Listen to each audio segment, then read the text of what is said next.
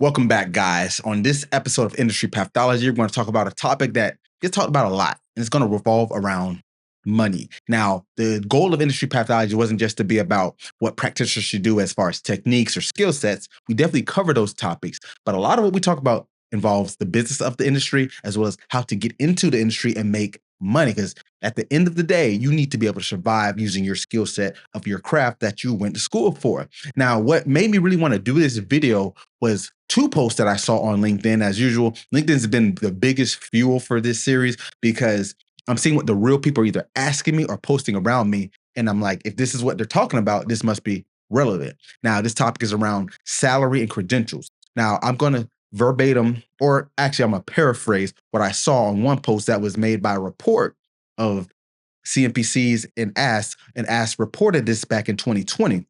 So basically, it reported that the CMPC median income was $85,000, while the top roles in that Olympic or academia were about $105,000 to $115,000 per year, compared to $61,000 for non-CMPC professionals. Now, right there, let's use the median. If you know stats, median is a good way to measure this opposed to average, because with average, a few outliers, either high or low, could throw off what the salary should be. So let's say if we had someone who averaged 60,000, but someone made 150,000, that's going to skew it up. Or if they made 40,000, it's going to skew it down. While median tells us at least if this is in the middle of a list of data points, we can assume left or right, higher or lower, you're going to fall somewhere in that range, right? It's not going to be that far out in a bell curve. So I guess this is a good way to look at it. But let's go back beyond just what the median stands for. And it also looks at a lot of different factors of the different skill sets needed to do this. But does it really come down just to a certification when you look at 85,000 opposed to 61,000, that $24,000 difference? Is it just because of a certification? Now, it's nothing against the original poster, but the ASP has a vested interest on you getting this credential. And it's not about, is it right or wrong or should it be needed? But it makes sense they would push for this.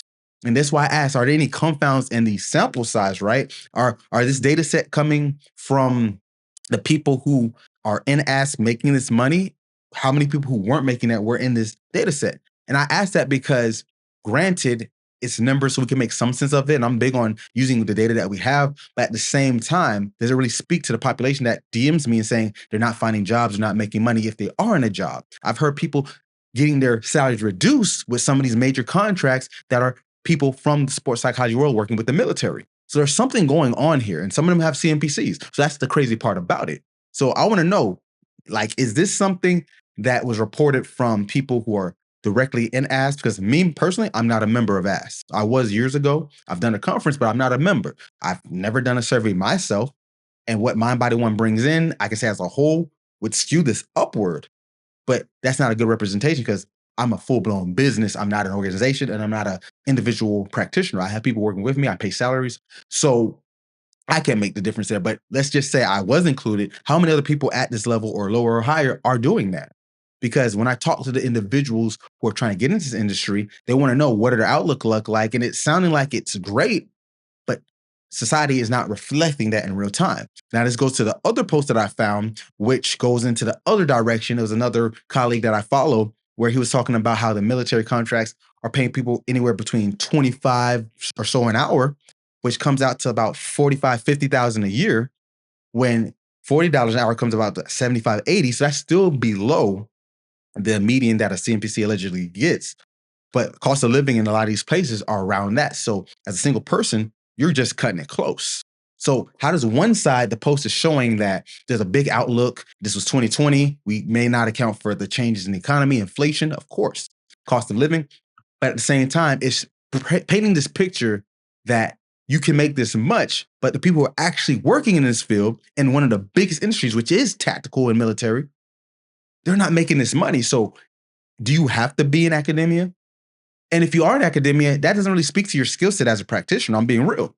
I've worked in academia, or I still work in academia. I teach sports psychology at a university, undergrad level. I also run a business, and I see clients. I see other teams, organizations. And I'll tell you that that's not a full picture of being a mental performance coach or a sports psychology professional. It's only one side because you're just teaching, really. Now, some of them have dual roles where they'll teach and work with the athletes at the school. I don't do that. I just work as a teacher. I don't work with any of the athletes. But that's now saying, okay, you have to do a dual role. Now that changes things. $85,000, but you're not only teaching 4 to 5 classes a semester, which is a pretty decent load. You have office hours. Then you're maybe on the field with a team or seeing teams, seeing individual clients. Does that 85,000 stretch as far? It's not saying you're being overworked, but it paints a different picture when you have to do a lot of different things.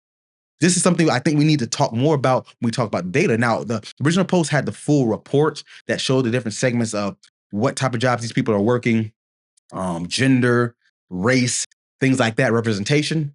Pretty cool to know that.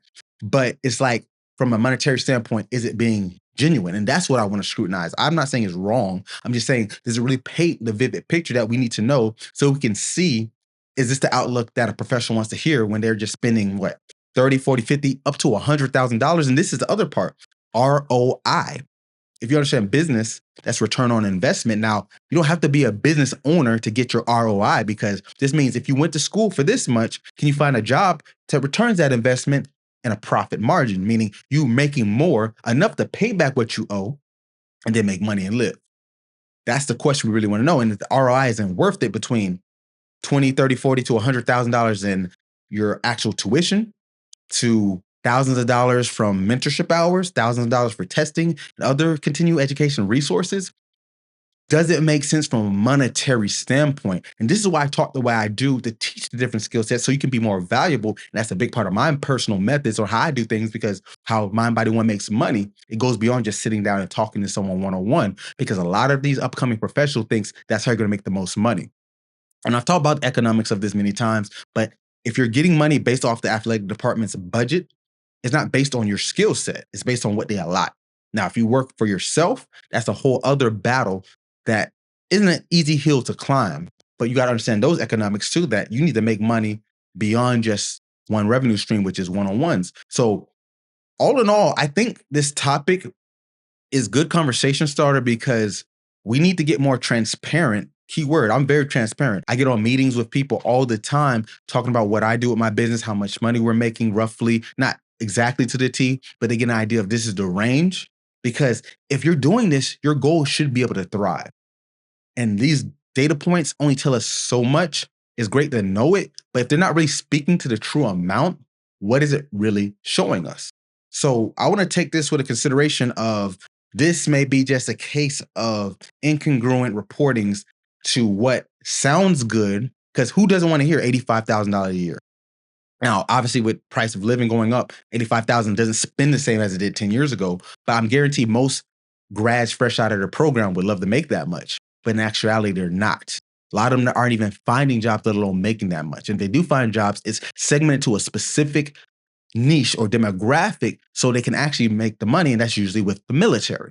And that's a whole other can of worms of doing contracts to make this money.